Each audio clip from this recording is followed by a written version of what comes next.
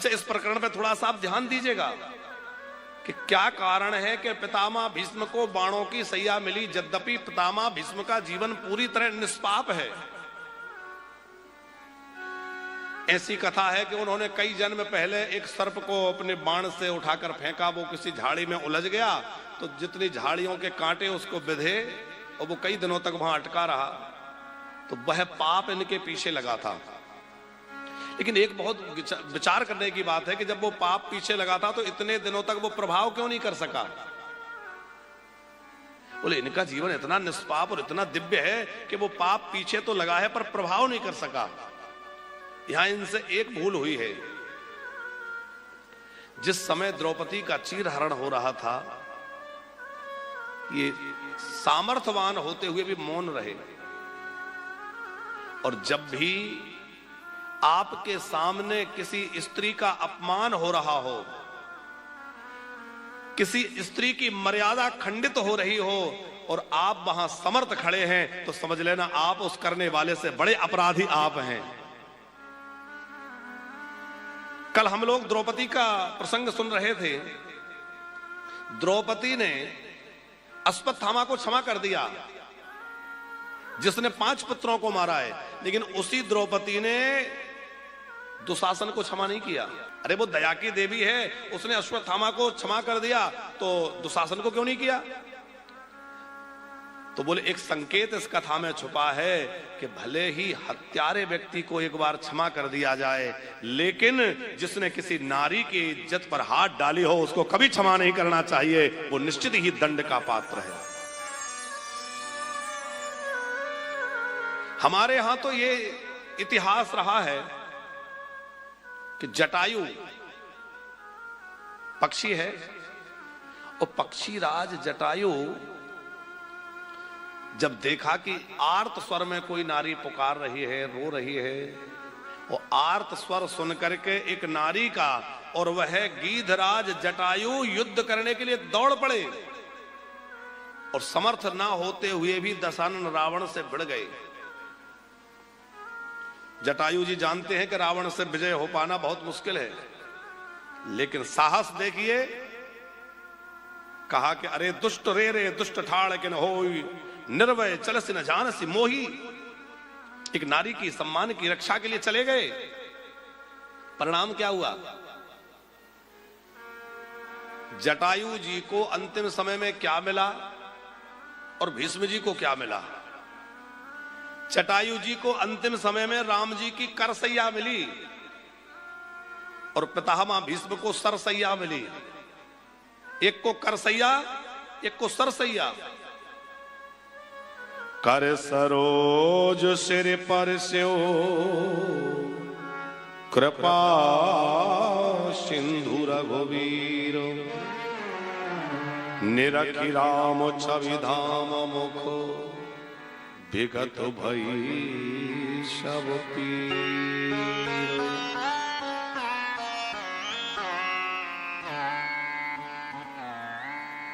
राम जी के कर का स्पर्श होते ही सारी पीड़ा चली गई जटायु की। लेकिन यहां पितामह भीष्म को बाणों की सैया पर सोना पड़ा, क्योंकि उन्होंने समर्थ होते हुए भी नारी के सम्मान की रक्षा वहां नहीं की। यद्यपि पितामह भीष्म परम भागवत हैं, परम भगवत भक्त हैं, उनमें दोष देखना अपराध है, लेकिन ये हमने संकेत सिर्फ इसलिए किया है कि हमारे धर्म में नारियों का कितना सम्मान है। जो लोग कहते हैं ना बावनकर जी, अरे सनातन धर्म में नारियों को पीछे रखा है,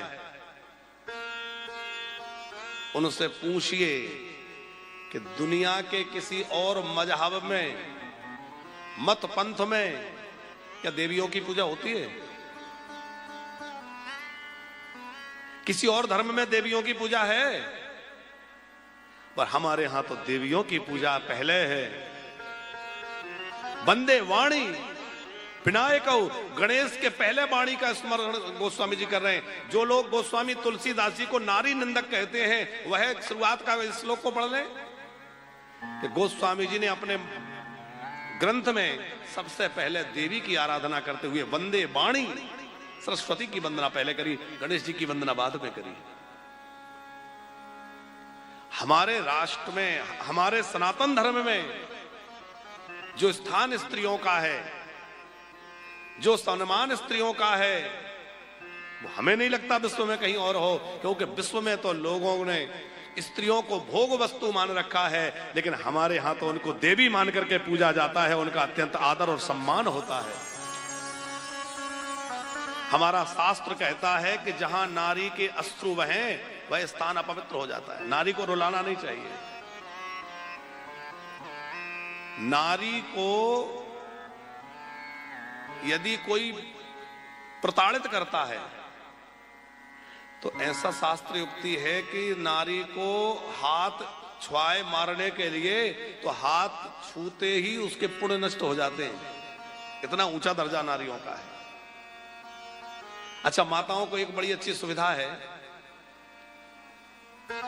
कि पुरुष जितना भी धर्म अनुष्ठान करे, भजन करे, तीर्थ यात्रा करे, कोई भी सत्कर्म करे, उसका 50% माताओं के अकाउंट में जमा हो जाता है बिना कुछ करे। ये सुविधा है कि नहीं मैयाओं को? पति देव जो कुछ भी तीर्थ यात्रा करें, भजन करें, सत्कर्म करें, उसका बिना कुछ किए 50% कहां जाएगा? पत्नियों के खाते में। और पत्नी जो कुछ भी करे उसका 1% भी पति को धर्म में से नहीं मिलेगा। लेकिन एक बात ध्यान और रखना कि पत्नी के द्वारा कोई अपराध बन जाए, कोई पाप कर्म बन जाए, तो उसका 50% पति को भोगना पड़ेगा, है? हाँ, पर इसमें एक शर्त लगी है बावनकर जी। किस नारी को पति का सत्कर्म मिलेगा? जो पतिव्रता होगी, जो पति परायणा होगी, जो पति को ही परमेश्वर मानती है? जो पतिव्रता नारी नहीं है उसके लिए शर्त लागू नहीं होगी।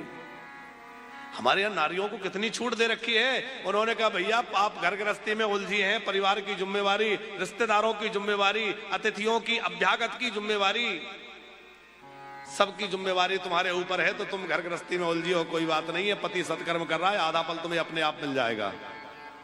ऐसी सुविधा नारियों को हमारे धर्म ने दे रखी है। तो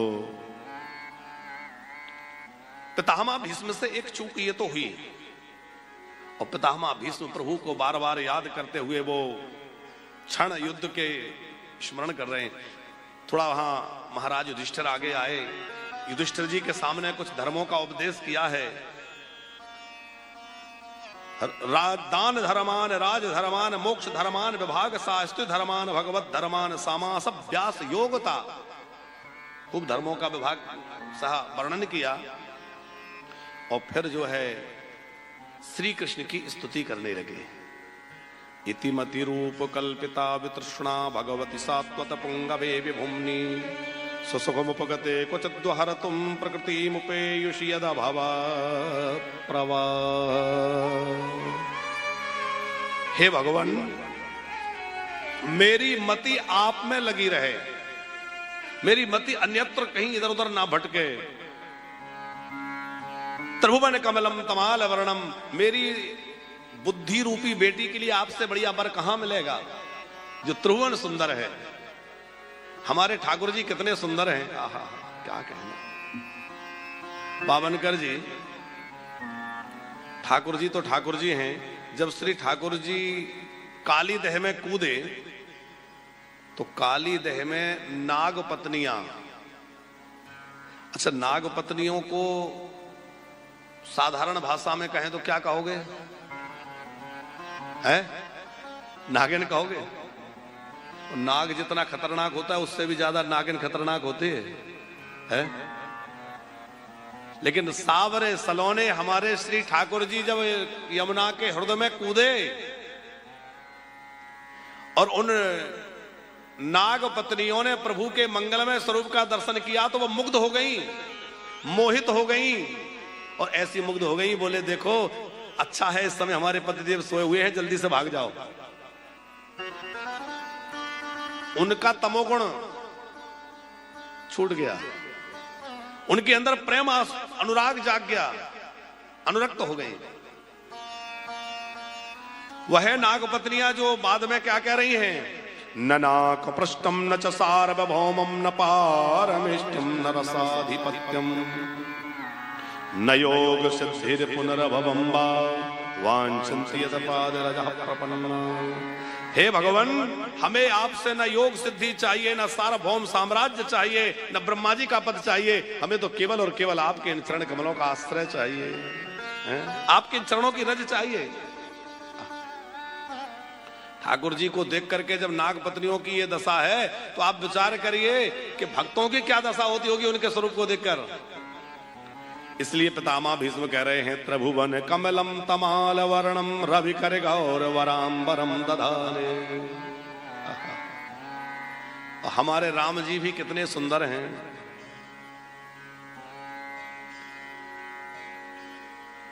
दंडक वन में